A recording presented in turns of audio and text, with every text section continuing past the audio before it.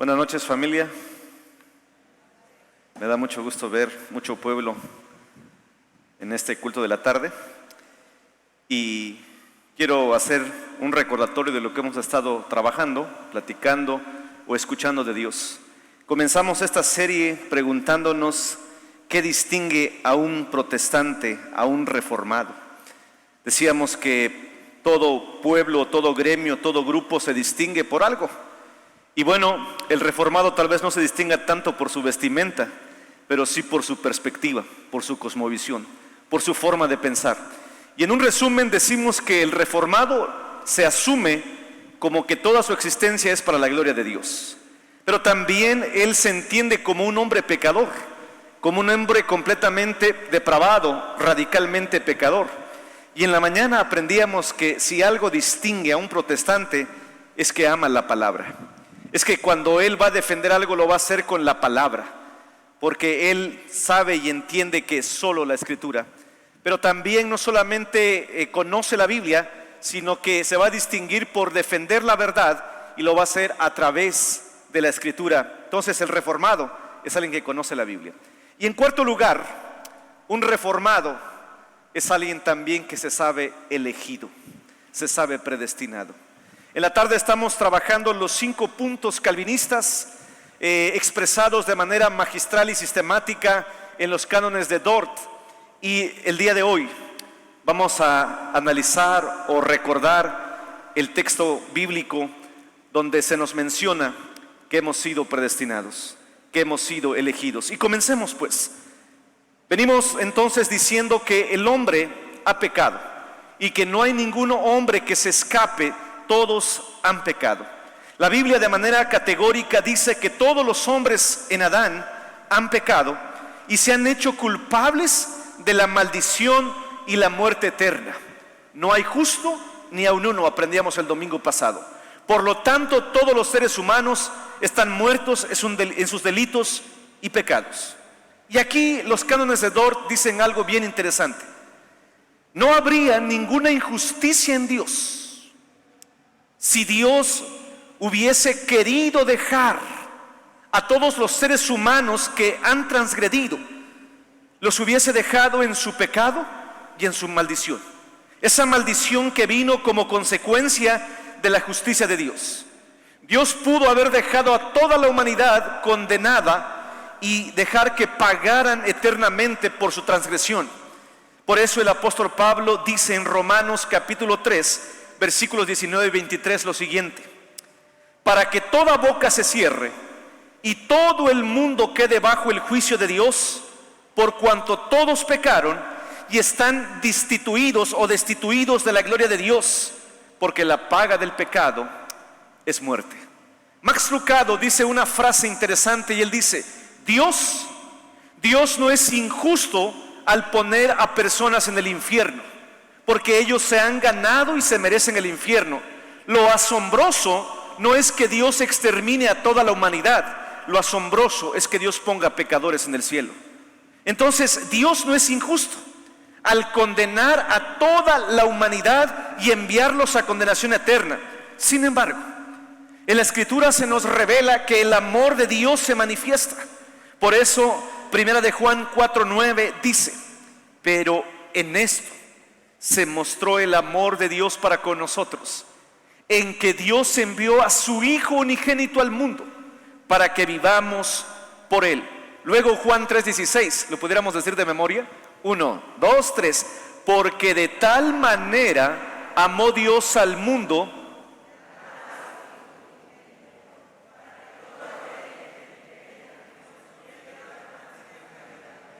El gran amor de Dios se manifiesta en que de toda la humanidad pecadora, Él decide manifestar su amor y salvar a algunos. Para que el que cree, porque Dios no envió a su Hijo a condenar al mundo, sino que a salvarlo. Pero hay una condicionante, y esa condicionante es que solamente aquel que cree tiene vida eterna.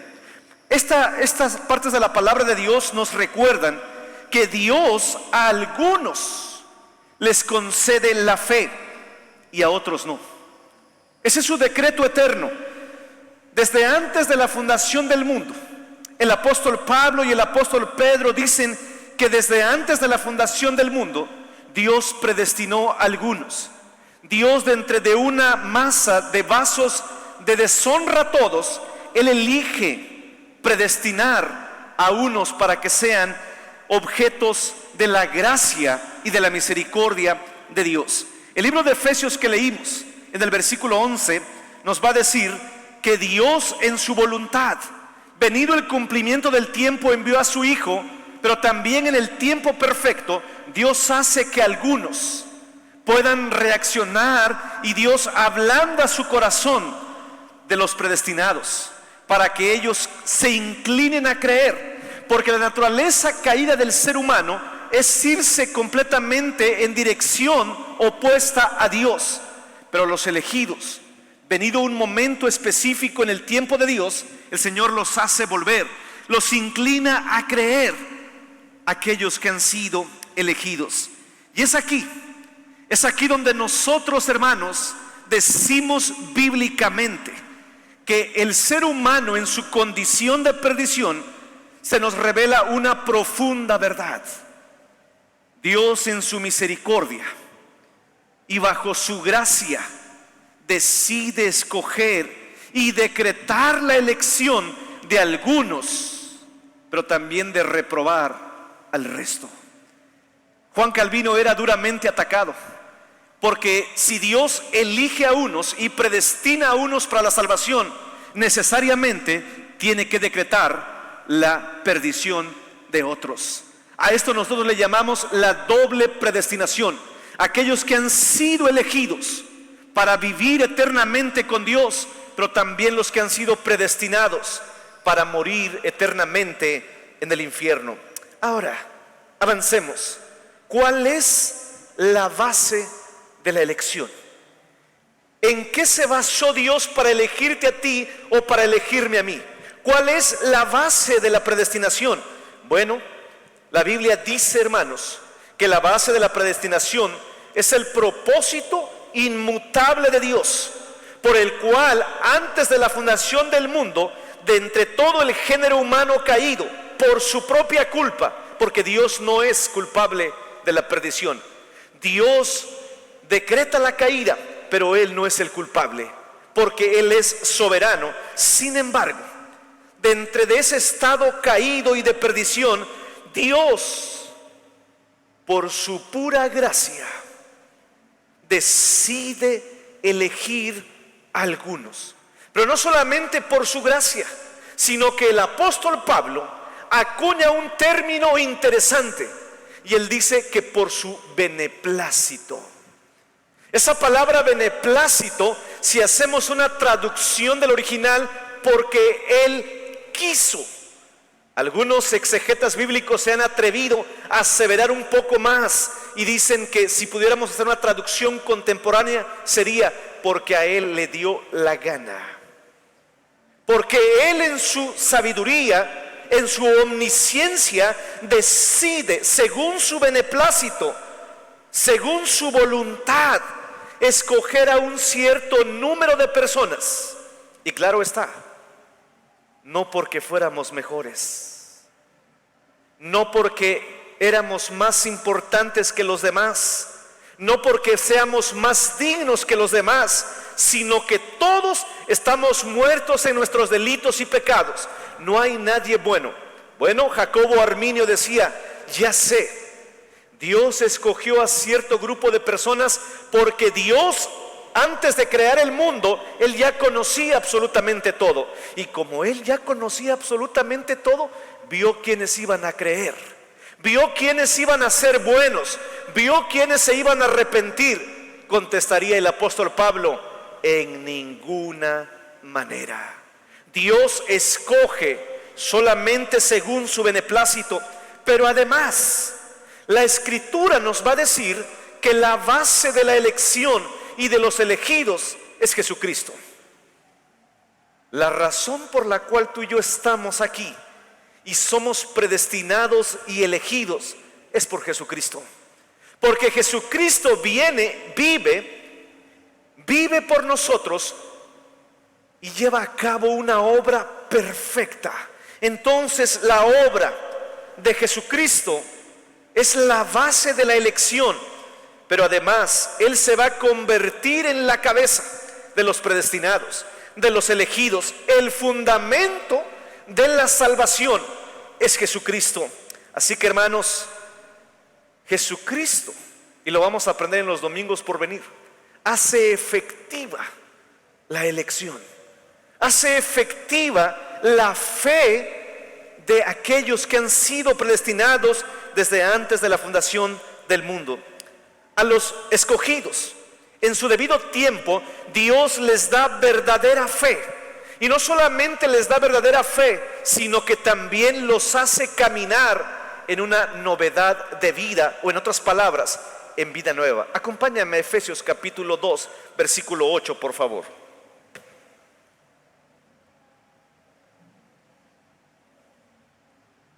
Efesios capítulo 2, versículo 8, 9 y 10. ¿Lo leemos, hermanos? Y dice así. Vean estas verdades. 1, 2, 3. Porque por gracia sois salvos por medio de la fe. Pausa.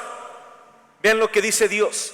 Y esto no de vosotros, pues es que aún la fe de los escogidos es un gift, dice en la versión en inglés, un regalo. Nosotros no teníamos la capacidad ni el deseo de buscar a Dios, sino que es Dios quien da el primer paso y Él implanta fe en nosotros. Nadie de los que está aquí, por su propia cuenta, hubiese tenido fe en el sacrificio de Cristo, si no es hasta que Dios nos da ese regalo. Seguimos, versículo 9. Con fuerza, 1, 2, 3. Es decir, no estamos aquí por lo que hicimos. No nos gloriamos de ser escogidos por cómo hemos vivido. Por eso yo siempre digo, nos quitamos las etiquetas de que somos los consentidos de Dios, de que somos los preferidos de Dios. Eso no es reformado. Todo lo que nosotros hacemos, decía un puritano, si algo bueno ven en mí es Jesucristo, si algo malo ese soy yo, porque toda buena obra y todo don perfecto proviene de lo alto. Pero vean lo que viene a continuación. 1, 2, 3.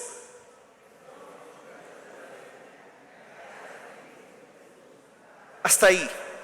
Fuimos creados, es decir, tenemos nueva vida, pero solamente en Cristo Jesús.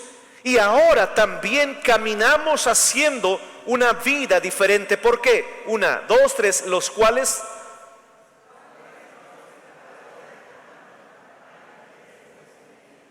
todas las cosas buenas, todas las acciones buenas que hicimos es porque Dios nos movió. Él pone el querer como el hacer por su buena voluntad. Así que, hermanos, es en Jesucristo.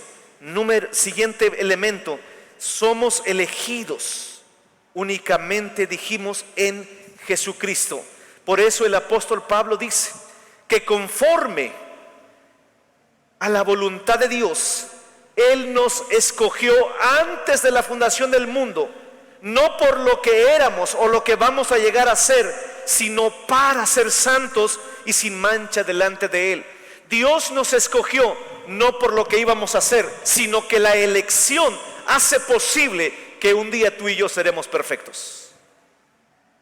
Un día tú y yo seremos perfectos. Y no porque le echemos muchas ganas, y no porque vamos a ser super espirituales, sino porque la elección hace efectiva la santificación. A Él sea la gloria. Aquel que comenzó la buena obra en nosotros será fiel en completarla hasta el día de Jesucristo. Hermanos, en la salvación es una obra de Dios de principio a fin, para gloria de su nombre. Pero además, ¿cuál es la razón por la cual Dios nos ha elegido?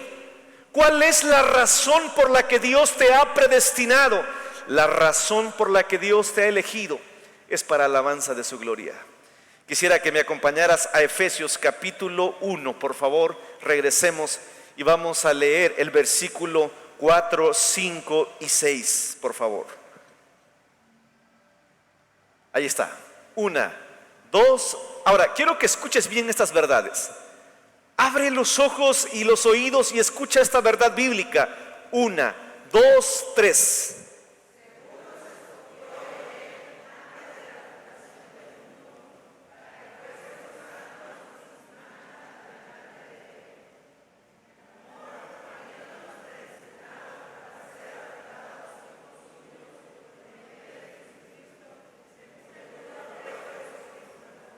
Fuerte, fuerte.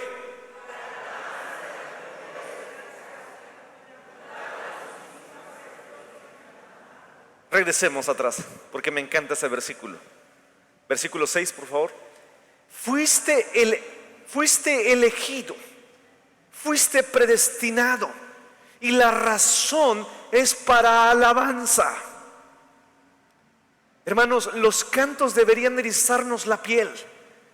La adoración debería ser continua, porque nosotros en Adán habíamos pecado y nos merecíamos una eternidad separados de Dios. Sin embargo, aquí estamos. Y estamos aquí por la gracia de Dios. ¿Y qué significa gracia? Charis, regalo no merecido. Tú y yo no merecíamos estar aquí. No había absolutamente nada bueno ni algún resquicio para que Dios se fijara en ti, pero por amor y por Jesucristo, hoy tú estás aquí. Y la razón es que tenemos que alabar. Cantábamos hace un rato, sublime gracia. Este canto sublime gracia ha llegado a ser una bandera en todo el mundo de la iglesia protestante. Y es que nosotros cantamos con todo nuestro corazón. Veíamos en Apocalipsis que aún en el cielo seguiremos alabando la gracia de Dios. Aún en la eternidad, lo que llenará nuestras bocas será la gracia, porque no mereciendo nos hizo aceptos en Él, amado. Ahora tú y yo podemos disfrutar de ello. Él nos escogió desde la eternidad por su gracia para alabanza de su gloria. Y aquí digo algo bien interesante. Cuando nosotros nos olvidamos de que existimos para glorificar a Dios, el Señor utilizará todos los medios para recordarnos para qué existimos. Y existimos para alabanza de su gloria. Número siguiente. La elección también es inmutable. Quiero que pienses por un momento. Si la elección dependiera de cómo tú y yo nos portamos, ¿cuántos seguiríamos siendo elegidos de Dios? Si Dios pusiera la salvación y te dijera, porque muchos comprenden así, hay gente dentro de templos reformados que sigue viviendo con mucho temor y con mucho nervio y viene a la casa de Dios porque piensa que si falla, Dios le va a quitar su salvación. Hay gente que sigue pensando y sirviendo a Dios por miedo, por motivos de que cree que Dios se va a cansar de él y que lo va a dejar. Y hermanos, la Biblia dice que una vez salvos, para siempre. Una vez salvos, a ver, vamos a aprendernos esta frase el día de hoy. Una vez salvos, para siempre salvos. 1, 2, 3. Por muchas religiones te van a decir, échale ganas, pórtate bien, porque cuidado, Dios te puede desechar. A veces también predicamos un evangelio moralista, un evangelio únicamente de hacernos sentir mal, y a veces la gente sale queriendo portarse bien por lo que Dios le va a dar o por lo que Dios le va a quitar. Sin embargo, nosotros vivimos nuestra vida en santidad por agradecimiento a Dios. La vida cristiana no se vive por deber, se vive por agradecimiento. No es un asunto moralista, porque Dios te ha elegido desde la eternidad y Él no es hijo de hombre para que mienta y se arrepienta. Los hijos de Dios jamás caeremos de la gracia. Pero siempre que doy esta clase alguien dice: pastor, ¿y qué pasó con aquel que un día estaba en la iglesia, servía y vivía, predicaba y hasta hacía un montón de cosas? Regresará, si es un escogido regresará, porque 7 veces cae el justo y aún lo recogerá el Señor. Sin embargo, quien no regresa, yo tengo que decir lo que dijo Jesús: salieron de nosotros porque no eran de nosotros. Aquel día algunos dirán: en tu nombre hizo muchos milagros, en tu nombre eché fuera demonios. Y Jesús dirá: no te conozco, apartaos de mí. Porque, hermanos, los elegidos van a perseverar, y lo veremos al final en la perseverancia de los santos. Porque, hermanos, gloria al Señor, porque el hecho de que yo esté un día frente a Él es una obra que depende de Él. Eso no significa que me voy a acostar en la hamaca. Quien es reformado no debe decir: como yo ya soy predestinado, Dios ya aprendí en su palabra que no va a borrar mi nombre del libro de la vida y jamás va a quitar mi nombre, pues yo quiero vivir como sea. En ninguna manera. Al contrario, el escogido vive de una manera en la que su vida manifiesta que es un hijo de Dios. Ya no hacemos obras para salvarnos, pero sí hacemos obras para manifestar que somos salvos. Así que, amados hermanos, la elección es inmutable. Dios no cambia su elección. La elección de los asegurados es eterna e inmutable, y ninguno, nadie los arrebatará de mi mano. ¿No te da confianza esto esta tarde? ¿No te da confianza? Dijera Martín Lutero en su gran himno: aunque demonios 1000 nos ataquen, nos pueden despojar de hogar, cosas, pero no nos van a poder arrebatar de la mano del Señor. Luego dice el Salmo 73: miraba yo a los pecadores y ellos parecía ser que estaban mejor que nosotros. Les iba bien mientras más pecado hacían. Es más, hasta los ojos les saltaban de gordura. Y yo que estoy en tu casa, y yo que estoy en el templo, y yo que oro. Sin embargo, él termina diciendo: por poquito me deslizaba, con todo Jehová no me soltó de su mano. Muchas ocasiones nosotros quisiéramos correr y salir. Sin embargo, Dios nos ha asido, nos ha agarrado y nos tiene en su mano. A los que me diste, nadie los arrebatará de mi mano. Hermanos, nada ni nadie nos podrá separar del amor de Cristo Jesús, porque tenemos un sello en la frente y somos parte de los 144,000 sellados. Y, hermanos, el Señor nos ve como sus escogidos. Y cuando Él venga, nos encontraremos con Él, no por cómo nos portemos. Yo siempre termino con una anécdota así. ¿Qué harían ustedes si yo les digo que mañana el Señor Jesucristo viene? ¿Qué harían ustedes si les digo que el próximo domingo viene el Señor Jesucristo?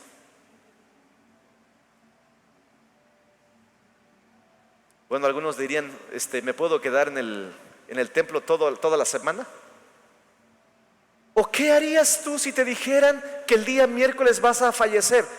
Dios va a tocar a tu puerta. ¿Qué harían?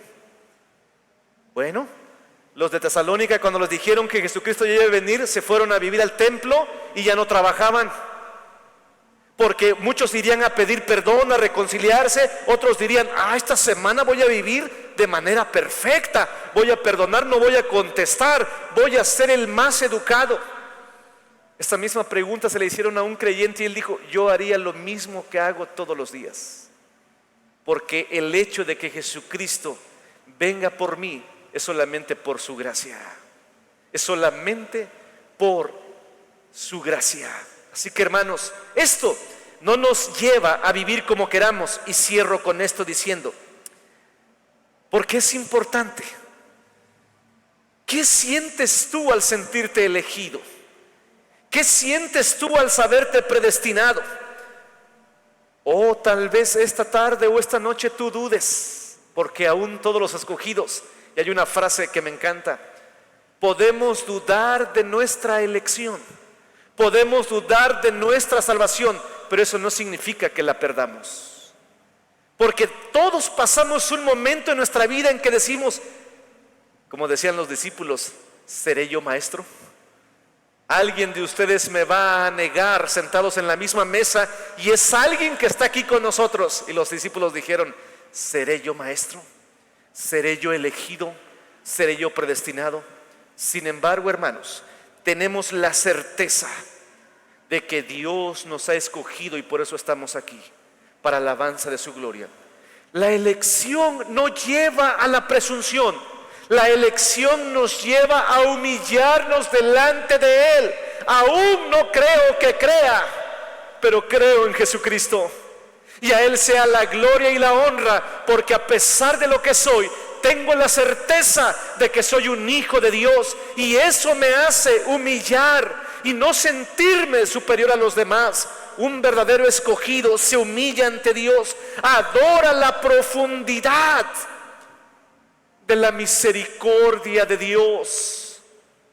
Somos testigos de la misericordia de Dios porque pudiendo estar en el pecado y caminando directamente al infierno, ahora tú y yo somos hijos de Dios y adoramos a Dios día y noche. Adorar a Dios es un acto que nos mueve a purificarnos y a amarle diariamente a Él, de modo que el Señor se manifieste en nosotros.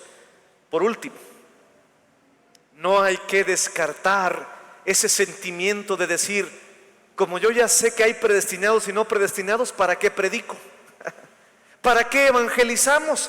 ¿Para qué voy a predicar si de plan yo ya aprendí que hay escogidos? Hermanos, nosotros tenemos que observar los mandamientos de Dios.